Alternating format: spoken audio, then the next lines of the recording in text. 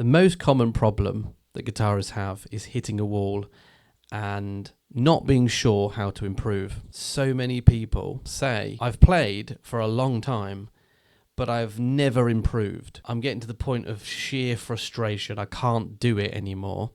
I'm just not very good at the guitar. But this is the reason I made this channel, actually, because this single problem is not one problem.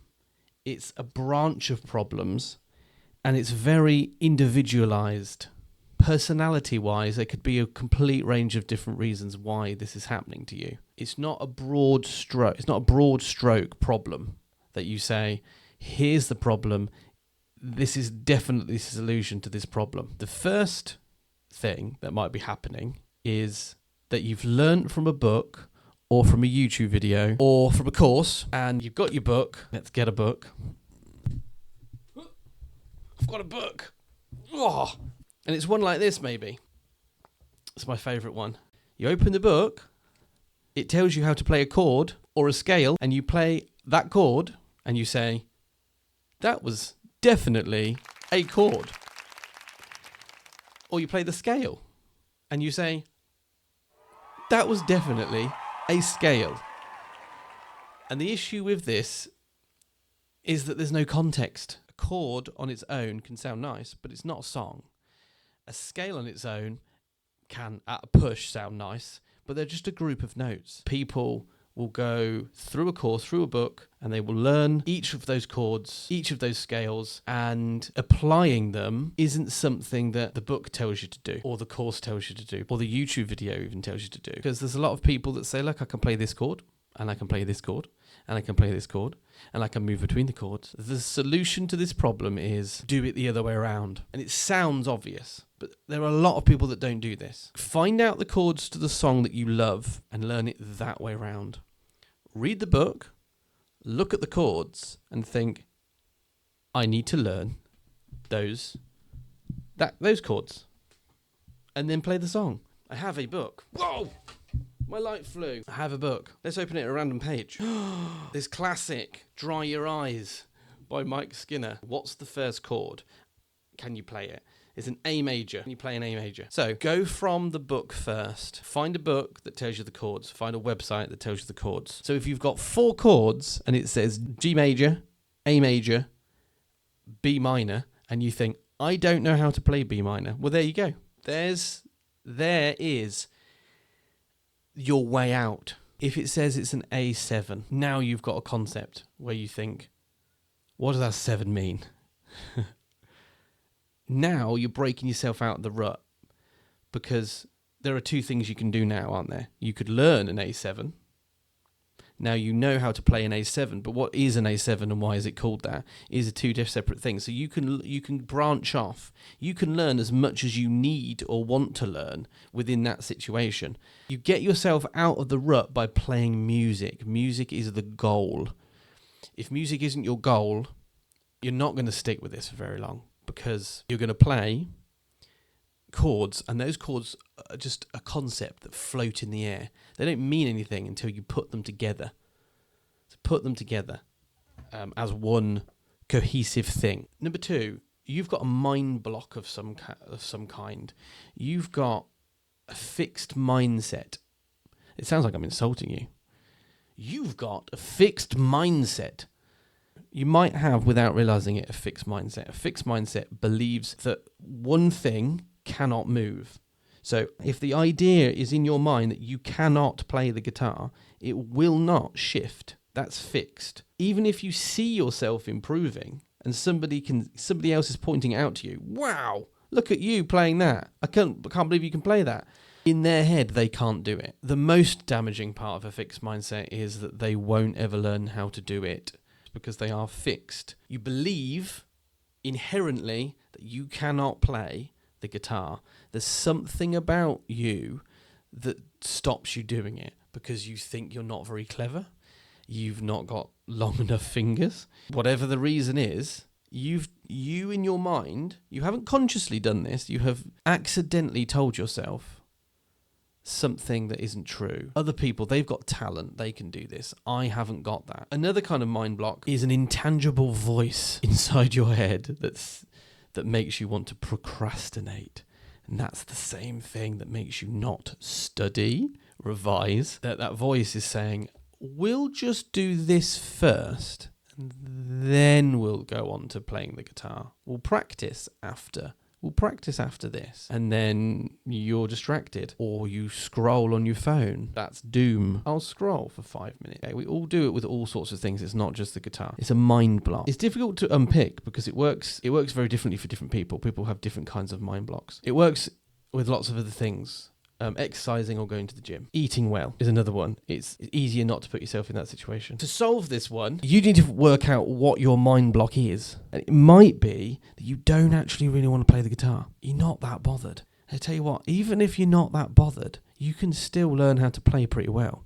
And that doesn't sound like it makes an awful lot of sense. But the guitar's an instrument that has quite a big scale of difficulty once you break through the first barriers. So how do we solve the issue of mindset? You need to work out what it is, what voice in your mind is telling you that you can't do it. No matter what mind block you've got, you've associated playing the guitar with something negative. So how do you solve this? You play little amount of time, something that you love, and then leave each little session on a positive note, where you go, I did that, I achieved this, or I just enjoyed playing the guitar with no pressure. A big mind block for people is maybe that they feel like they're being watched. Nobody's actually in the room, they're playing, but somebody can hear me, somebody's watching me. They can see what I'm doing. They are this invisible, intangible person judging me and saying, you're not very, that was bad, you're bad. But there's not really anybody there. Nobody's actually telling you that. It's your own little voice in your mind. Playing guitar, playing music is a risk. Even if you're on your own, even if you're not playing in front of anybody, it's a risk. You're putting yourself into a situation where if you've not played before, you're not going to be very good for quite a long time. Relatively short time compared to a lot of other things, which is very good news. But you're putting yourself in a situation where you are able to say, I'm going to suck at this for quite a while. And if you enjoy sucking at it, then it won't matter. So come away from each session feeling positive. You feel like you have played something you enjoy, has to be something that you enjoy, and that maybe in some way you've improved. After doing this, I felt this way. It doesn't just work with the guitar, it's all sorts of things you can do this with. Number 3, you've got no time. And this can be legitimate. You literally have no time. When you've got a little child at home, my 3-year-old at the moment does not want to sleep. She will fight me on that. And your evening slips away. You might have a job list. You need to go and pick up grandma's prescription. You need to go and get milk from the shop. You could go to work, and going to work is your biggest obstacle. The solution for this one, thankfully, is really, really simple. There's a quote from Stephen King in his book On Writing, which I've read many times. Isn't anything to do with the guitar. And he says, if you want to do something, you will find time to do it. And there is a small element of truth in there. Sometimes it's physically impossible. If you literally do not have the time, then I absolutely feel for you. But you might have 5 minutes and you can learn a huge amount in 5 minutes. So the solution to this one, with the lack of time that you've got, make yourself a timetable or a routine, jot it down, or you can do it in a lovely way with highlighters and little sticky things that are like different colors. You can make it a whole thing, and work out when you have 5 minutes, and that 5 minutes becomes protected time. Tell your partner, this is my protected time. I am learning to play this song in this 5 minutes, and stick to it being 5 minutes. And it's a day, just 5 minutes. It might be that you play in the morning on a Monday and in the afternoon on a Tuesday. It might be that you literally cannot find any time on the Wednesday, but on Thursday you might have 10 minutes in the evening. It might be as soon as the children are asleep, the rule is I get to pick up the guitar. And remember that 5 minutes a day is far better than an hour once a week, than somebody else doing it 1 hour for a week. In fact, I would choose that way of doing it. However, this is such a massive problem in and of itself that I've made an entire video based entirely on this. Teacher with a toddler. No time. But I looked through the small amount of time that I had, and I arranged it differently. So I've made an entire video based on that. If you are a very busy person, there's a specific method you can follow and it works. Doesn't cost you any money. Have a look at that video. Like and subscribe. Number four is you're not inspired to play. This is a really difficult one. Inspiration is very interesting as a concept. Inspiration is the thing that makes people want to play music. It makes people want to stick with something, but inspiration is incredibly difficult to find. And if you go looking for it, which you might have done, you'll realize that inspiration becomes even more difficult to find. Again, it's this intangible thing. I need to find this inspiration in order to play.